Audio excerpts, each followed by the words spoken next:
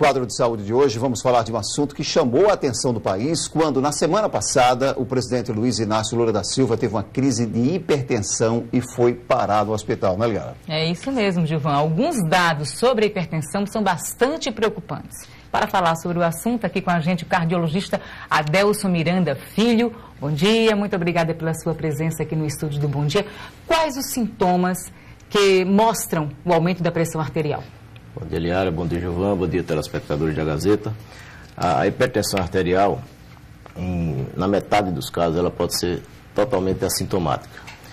Nos outros 50%, os pacientes podem apresentar dor de cabeça, principalmente na região nucal, na região cervical, irritabilidade, alterações do humor, insônia, dispneia, ou seja, desconforto respiratório, até um episódio de dor no peito, podendo culminar com o primeiro sintoma sendo um sintoma trágico, como um acidente vascular cerebral, por exemplo. Agora, Adelson, independe se tem sintomas ou não, pode ser grave ou não, pela presença ou não desses sintomas, ou isso não tem nada a ver? Teoricamente, a gente pode imaginar a seguinte situação. Uma hipertensão mais leve, ela pode não causar nenhum sintoma.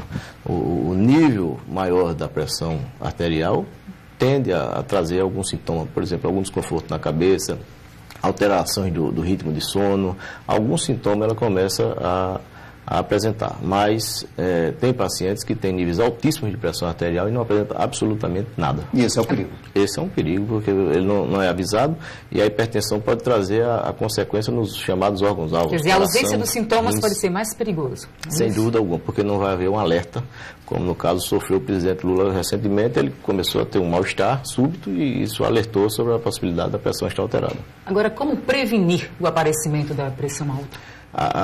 O ritmo de vida de hoje, o estresse do dia a dia, é um fator extremamente complicador. É preciso buscar um estilo de vida saudável, controlar o excesso de peso, controlar o estresse, fazer exercício físico regularmente, ter uma alimentação saudável, controlar os fatores de risco conhecidos como quem tem colesterol elevado, triglicerídeos elevados, diabéticos, ter todas essas taxas controladas, procurar dormir bem e principalmente relaxar um pouco, se divertir um pouco. Agora, tabagistas, obesos, diabéticos, eles possuem mais chances de ter pressão alta? Isso acrescenta, adiciona mais? Sem dúvida alguma, João. O tabagismo, por exemplo, ele é um fator de risco independente. Quando a gente fuma um cigarro, quando uma pessoa, um fumante, fuma um cigarro, ele passa mais ou menos 30 minutos ainda com a ação da nicotina. E essa ação faz com que as artérias se fechem. É vasoconstrictora e isso aumenta a pressão arterial. Essa coisa de controlar o sal não pode ter de jeito nenhum ou pode usar o sal dependendo do... O sal deve ser usado de forma parcimoniosa, ou seja, em torno de 2 a 3 gramas no máximo de sal ao dia. As estatísticas no Brasil mostram que o sal chega em determinadas populações a 12 gramas ao dia. Então isso é um excesso. O sal ele retém líquido, ele retém água, ele tem maior teor de sódio, o sódio puxa a água para dentro da circulação e isso aumenta a pressão arterial. Essa presença do sal na mesa também é um componente perigoso, né? Muitas vezes você traz a comida e já tem aquele salzinho ali na mesa, isso só acrescenta, né? É um hábito que deveria ser abolido. Deve ser evitado. O preparo da alimentação levaria um pouco de sal, o tempero daria um sabor melhor do que o sal e o sal na mesa deveria ser abolido. Agora, o índice de hipertensos no Brasil é alto? Aqui em Alagoas você também teria esses números, não?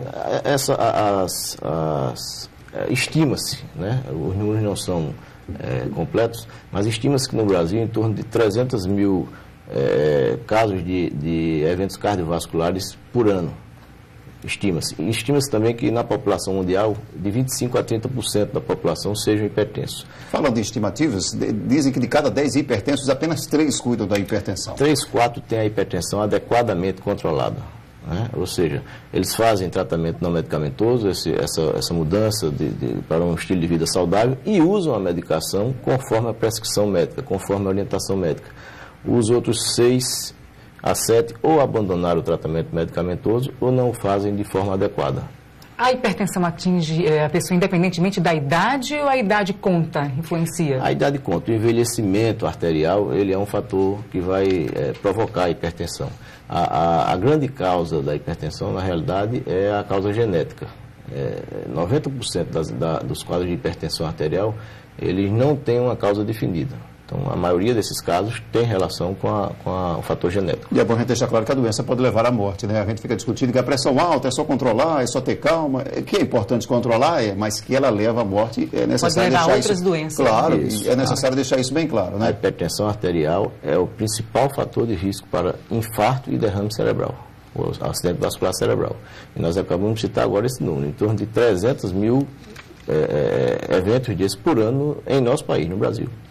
Ao se detectar essa questão da pressão alta, é necessário, claro e lógico, procurar um médico, né? Procurar um cardiologista é o ideal. Ideal. A medida casual da pressão arterial em campanhas, na praia, no shopping, em qualquer situação, na rua, ou na ida a um médico, que deve ser realizado sempre uma medida da pressão arterial, isso pode detectar a hipertensão silenciosa. E aí se busca o início de um tratamento. Em caso de picos de pressão alta, como foi no caso do presidente Luiz Inácio Lula da Silva, como é que as pessoas ao redor devem agir? Para ajudar, para...